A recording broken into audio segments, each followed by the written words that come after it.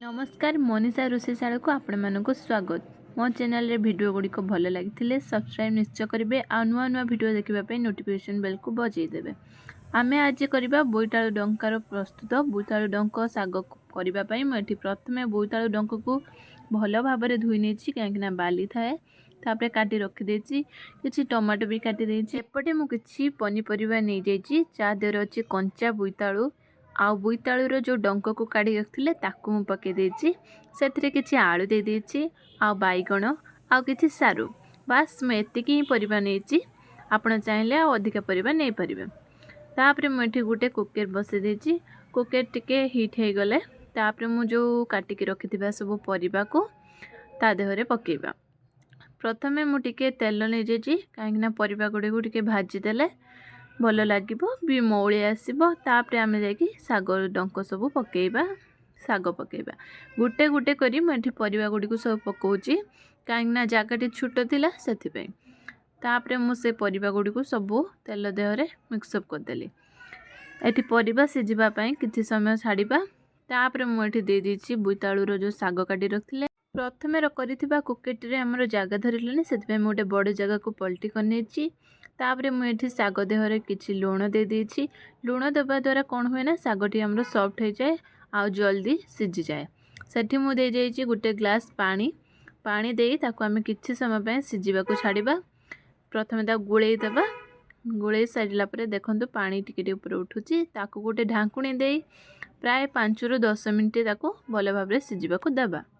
आउ एपटे मु नै जाइछि गुटे ग्राइंडिंग जार ता देहरे मु नै जाइछि किछि 2 चम्मच सोरिष आउ 2 चम्मच जीरा ता सहित देबा आमे किछि सुखिला लंका आपण जति राग खाइबे से अनुसार देबे।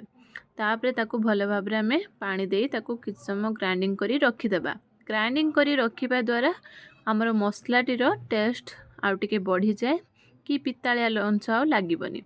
तापरे एपटरे आमे सिझे रखथिबा ताको चेक करिबा केते जाय हमर सिझिची तो ढांकुणी खुली मु देखिली चेक करिबा केते सिझिची। तापरे आमे ताको परिबा गुडी को सब भल भाबरे गोळेई देबा।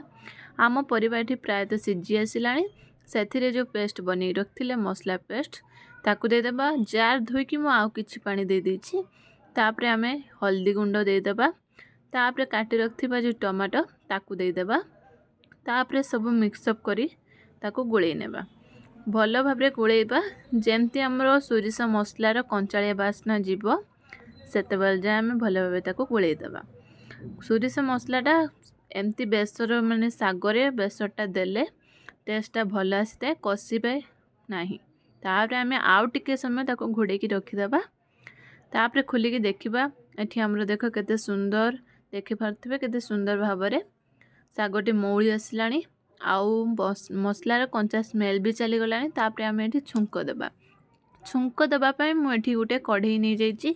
कढ़ई रे किछि फ्रीडम तेल देछि आपण चाहिले सोरिष तेल भी दे परिबे काहेकि मु आज बिना प्याज रसुण करछि सेत पई फ्रीडम तेल रे देछि।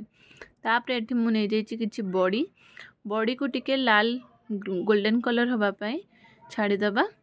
गोल्डन कलर हेई आसलानी देखि पारुथिबे मु एबे बड़ी गुडी को सब काढी नेबे। तापरे आमे जाके छुंक देबा पई प्रस्तुत करबा। छुंक देबा पई मु एठी नै जाइछि किछि जीरा हमर एठी भले भाबे फुटी गला। तापरे मु नै जाइछि गुटे सुखिला लंका देबा भल बास्ना आसे। तापरे मु रखिथिबा सिझे रखिथिबा सब साग पनीपरिबा ताको सब दे देछि। एई स्टेज रे हमको आ किछि करिबार नाही बास ताको भल भाबरे छुंक सांगरे गोळेई देबा। सेठी मु दे देछि 2 चम्मच चीनी देबा द्वारा कौन हुए ना मिठालिया अंश टिके आसे एठी सागर टेस्ट टाको से बैलेंस करी रखे सेथ पे आमे किछि चीनी देबा। तापरे ताको आमे भल भाबरे मिक्सअप कर देबा। आपण माने देखि पारुथिबे एठी हमर सागटी पूरा भल भाबरे सिझी जाइछि एवं पनीपरिया सहित भल भाबरे मिक्सअप हे बहुत केमती सुंदर लुक दोची आ खाइबा पई भी एटा सागटा बहुत टेस्टी।